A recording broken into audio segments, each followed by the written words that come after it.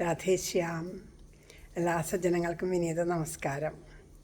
നമ്മൾ ഇത്തവണ കർക്കിടകം 1 മുതൽ രാമായണ പാരായണം രാവിലെ 6 മണിക്ക് ആരംഭിക്കാം എന്നായിരുന്നു തീരുമാനിച്ചത്. അതിന് പ്രകാരം ഇന്ന് രാവിലെ 6 മണിക്ക് തന്നെ തയ്യാറായി. ഒരു 5:30 ആയപ്പോഴേക്കും എല്ലാം തയ്യാറായി. പക്ഷേ നെറ്റ് ഉണ്ടായിരുന്നില്ല. പക്ഷേ ഞാൻ 6 മണിക്ക് തന്നെ പാരായണം തുടങ്ങി. പിന്നീട് നെറ്റ് കുറച്ച് സമയം വന്ന സമയത്താണ് നിങ്ങൾക്ക് അത് അപ്ലോഡ് ചെയ്ത് തന്നത്. വീണ്ടും കറണ്ട് പോയി, നല്ല മഴ, അങ്ങനെയുള്ളൊരവസ്ഥയാണ്. അപ്പോൾ ഇവിടെ മുല്ലോർലി തേവരുടെ അവിടെ 4 മണി മുതൽ 5:30 വരെ എന്നായിരുന്നു സമയം തീരുമാനിച്ചിരുന്നത്. അപ്പോൾ മുല്ലോർലി തേവരുടെ അവിടെ ആ സമയത്ത് പോയി. നല്ല മഴയായിരുന്നു, അവിടെയും നല്ല മഴയായിരുന്നു. പാരായണം ചെയ്തതൊന്നും കേൾക്കാനൊന്നും സാധിച്ചില്ല, അത്രയും മഴയായിരുന്നു.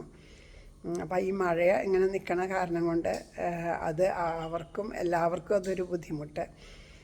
അപ്പോൾ അതുകൊണ്ട് എന്താ വെച്ചാൽ നമുക്കും ലൈവ് വരാനായിട്ട് പറ്റണില്ല. ആ സമയത്ത് കറണ്ട് ഉണ്ടെങ്കിലൊക്കെ അല്ലേ, മഴയുണ്ടെങ്കിലും ബുദ്ധിമുട്ടാണ്. അപ്പോൾ അതുകൊണ്ടൊരു തീരുമാനം എടുത്തത് എന്താണെന്ന് വെച്ചാൽ, സാധാരണ അവിടെ നാമജപം ഉണ്ടാവാറ് 8:30 തൊട്ടിട്ട് ഉള്ള സമയത്താണ്. അപ്പോൾ 8:30ക്ക് എല്ലാവരും അവിടെ ചെന്നിട്ട് ആ സമയത്ത് രാമായണം പാരായണം ചെയ്ത് സമർപ്പിക്കാം എന്നാണ് ഇപ്പോൾ തൽക്കാലം തീരുമാനിച്ച് വച്ചിരിക്കുന്നത്. അതിന് 2 ഉദ്ദേശം കൂടി ഉണ്ട്. അപ്പോൾ എനിക്ക് ആ സമയത്താണെന്നുണ്ടെങ്കിൽ എനിക്ക് അമ്പലത്തിൽ നിന്ന് വന്നു കഴിഞ്ഞാൽ അത് അപ്ലോഡ് ചെയ്ത് നമുക്ക് ഇവിടെ പ്രേമ പുഷ്പാഞ്ജലി കാത്തിരിക്കണവർക്ക് അപ്ലോഡ് ചെയ്ത് തരാൻ പറ്റും.